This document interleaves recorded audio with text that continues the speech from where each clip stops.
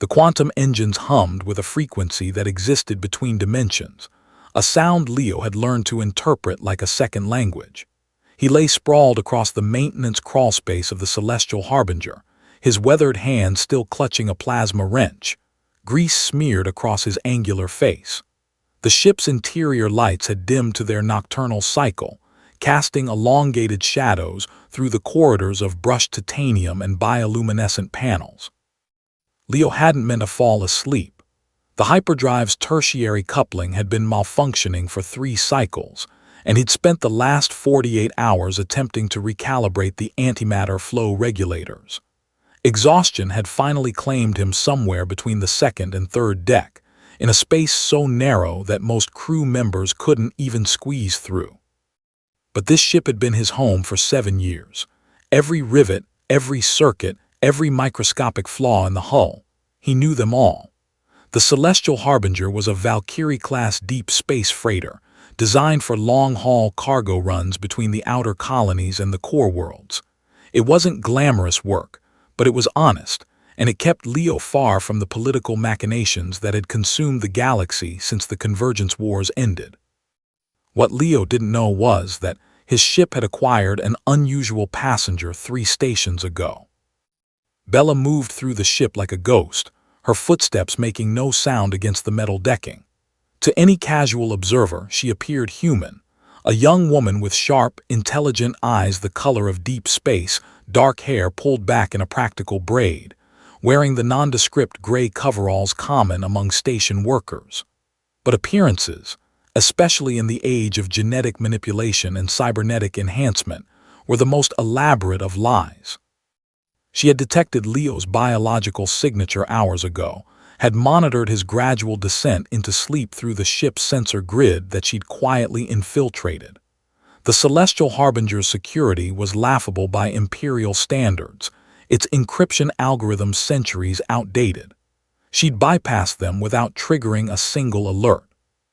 Bella crouched beside Leo's sleeping form, studying him with an intensity that would have unnerved him had he been conscious. His neural patterns were fascinating, completely baseline human, no augmentations, no genetic modifications.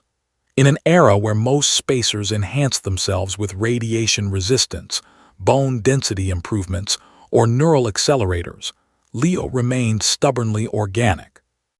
She reached toward the access panel he'd been working on, her fingers moving with impossible precision. The coupling that had plagued Leo for 2 days was suffering from dimensional harmonic interference, a problem that wouldn't exist if humans understood the true nature of faster-than-light travel. They still treated hyperspace as simply folded spacetime, a crude metaphor that missed the fundamental quantum consciousness underlying reality itself.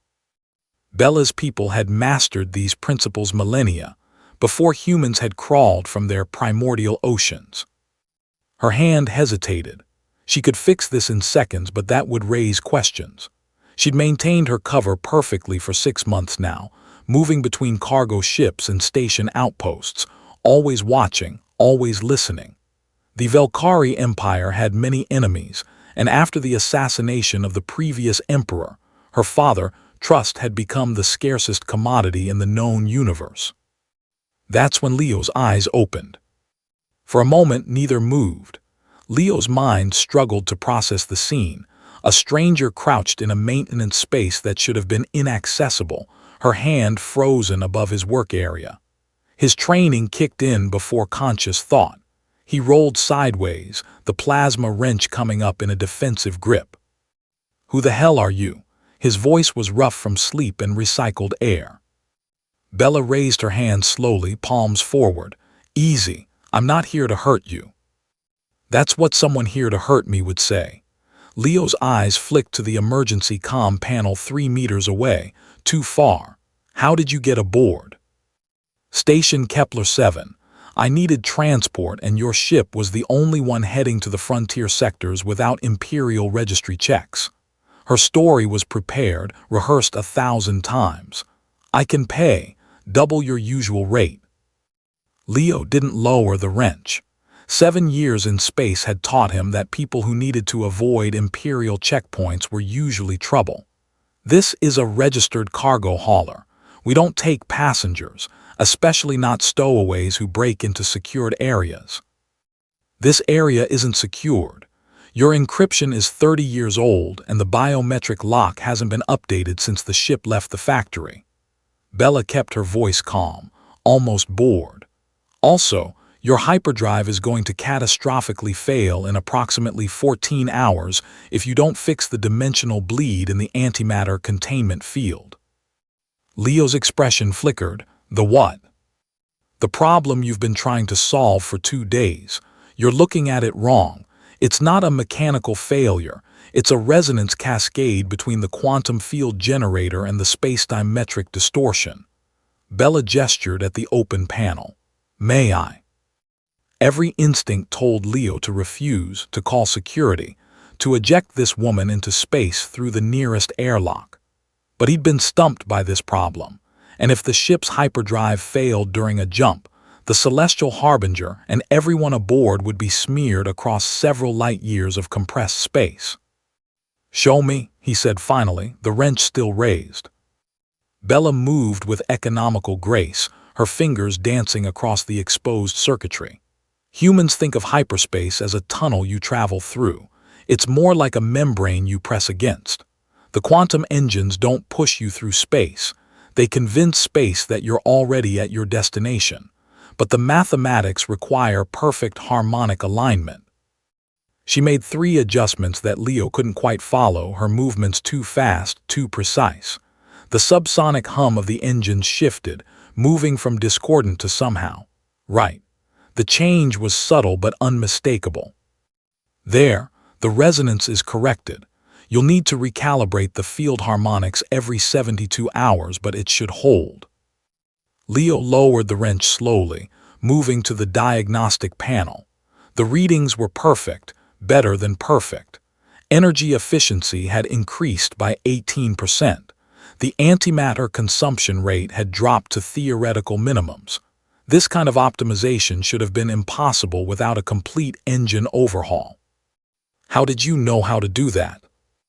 Bella met his eyes, and for just a moment, Leo saw something vast and ancient looking back at him. I've spent time around ships.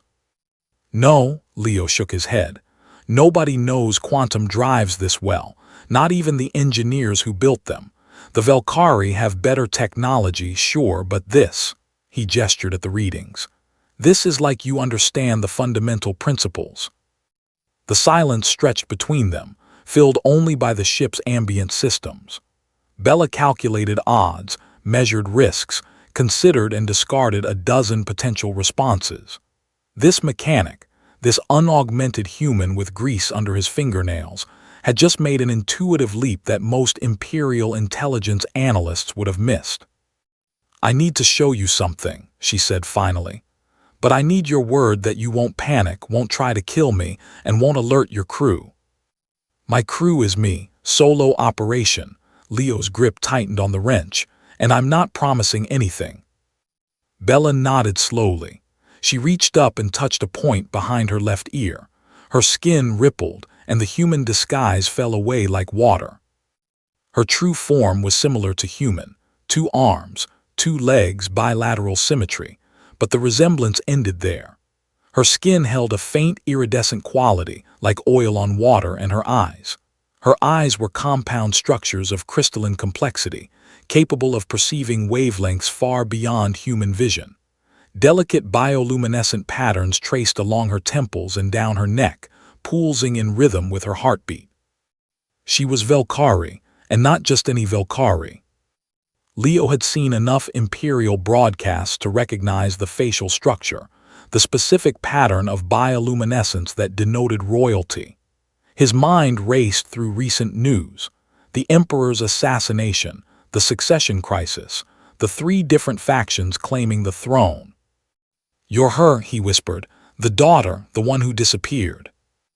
Empress Bellicosa Velkariethian, she confirmed, her voice carrying harmonics impossible for human vocal cords. Though I prefer Bella, especially when I'm trying not to be executed by my own people. Leo sat down heavily on the deck plates. This was so far beyond his pay grade that it existed in a different dimension of trouble. Why are you here? Why my ship? Because your ship is unremarkable. Because you operate alone, outside the major trade routes with no political affiliations. Because, she hesitated, and something vulnerable crossed her alien features. Because I'm trying to find out who killed my father before they find me. And you thought hiding on a cargo hauler would help. I've been moving between ships for 6 months, listening, watching. My father's assassins knew details about Imperial security that only a handful of people possess. The conspiracy goes deep: Palace Guard, intelligence services, possibly the High Council itself. Bella's luminescent patterns flickered with what Leo was beginning to recognize as agitation. I can't trust anyone in the Empire, but I can trust people who have nothing to gain from Imperial politics. Except not being vaporized for harboring a fugitive Empress. I'm not technically a fugitive, I'm the rightful heir. The others are pretenders. Bella's voice carried absolute conviction. But without proof of the conspiracy, without knowing who to trust, claiming the throne would just get me killed. Leo rubbed his face, leaving new smears of grease. This was insane. He should report this immediately, claim salvage rights or protection fees, or whatever the Imperial law said about finding runaway empresses. But something about her story rang true, and something about the haunted look in those strange, crystalline eyes reminded him of why he'd fled to the frontier in the first place. Everyone was running from something. "What's your plan?" he asked finally. "There's a data archive on Frontier Station Osiris. My father maintained it as insurance, recordings, transaction logs, everything that passed through the Imperial Court for the last decade. If the conspiracy exists, evidence will be there." Bella's patterns brightened slightly. "Osiris is 3 jumps from here. I just need transport." "And what happens when you find this evidence?" "Then I go home, take my throne, execute the traitors." She said it matter-of-factly, as if discussing a cargo manifest. "Probably start a civil war that will destabilize half the galaxy." "Great, fantastic." Leo stood, his decision made by some irrational part of his brain that apparently had a death wish. "Osiris is on my route anyway, picking up a shipment of rare earth elements. You can stay in the secondary cargo bay, it's climate-controlled and has its own life support." Bella's bioluminescence shifted to colors Leo had never seen, patterns that might have been surprise or gratitude.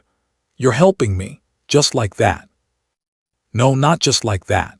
Leo pointed the wrench at her. "First, you teach me everything you just did to my engines. Real knowledge, not just quick fixes. Second, you help with maintenance. Third," he paused. "Third, if your civil war happens, you remember that a nobody mechanic on a junker freighter helped you when literally everyone else in the galaxy wanted you dead." A sound emerged from Bella that might have been laughter, musical and strange. "You drive a hard bargain, Leo." "It's what I do." He extended his hand, human custom, wondering if she'd understand. She did. Her grip was warm, and he felt the subtle vibration of her alien biology through the contact. In that moment, Leo understood that he'd just changed the course of his life, and possibly the course of galactic history. "Come on," he said, releasing her hand. "Let's get you settled before the next checkpoint. And Bella, next time you sneak onto someone's ship, maybe wait until they're awake before fixing their engine. It's less creepy." Her laughter followed him down the corridor, alien and beautiful, as the celestial harbinger hummed through the darkness between stars, carrying its unlikely pair toward whatever destiny awaited at Osiris Station.